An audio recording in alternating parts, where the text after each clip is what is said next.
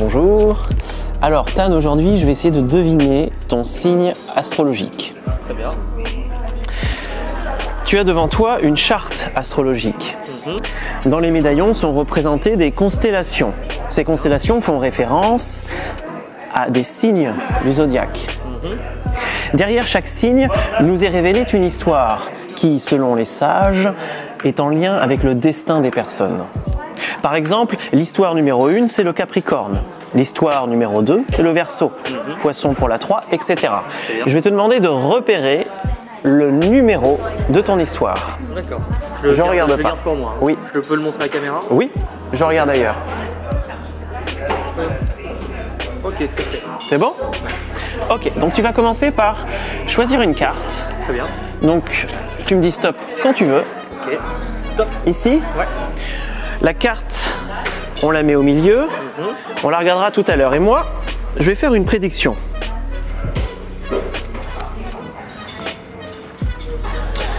Alors, regarde-moi.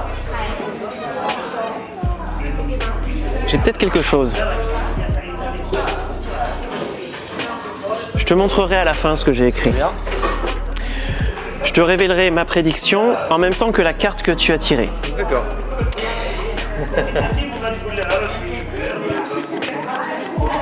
Tan, est-ce que c'est suffisamment mélangé ou on continue encore un peu? C'est très bien. Ça te va comme ça? Ok.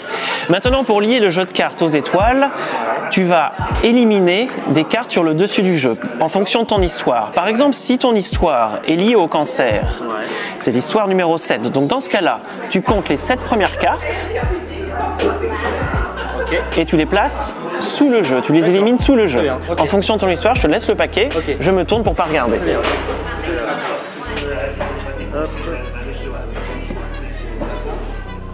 C'est fait. C'est bon? Ouais. Parfait. Maintenant, le jeu est lié aux étoiles. Et si je pose les cartes sur les constellations, alors cela me déroule un scénario qui me mène à ton histoire astrologique. Tan, tu vois, il y a 2 rois ici. Ouais.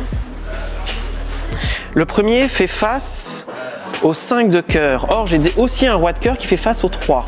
Ouais. Donc je pense que ce soir, nous avons la manifestation de Zeus, sous la forme d'un roi de cœur. Quand il était enfant, Zeus a été nourri par le lait d'une chèvre, Amalthée.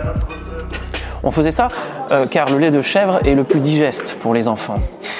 On l'avait caché de son père Cronos, qui mangeait tous ses enfants, sur une île, nourri par le lait d'une chèvre. Il aimait tellement sa chèvre, Zeus, que lorsqu'il est devenu roi des dieux, il place l'image d'Amalthée, sa petite chèvre, dans les étoiles. Et toutes les personnes qui sont nées entre le 22 décembre et le 20 janvier portent dans leur signe astrologique la mémoire de la petite chèvre de Zeus. Très bien. Quelle est ta date d'anniversaire, Tan? Jour et mois? Oui? 3 janvier. 3 janvier.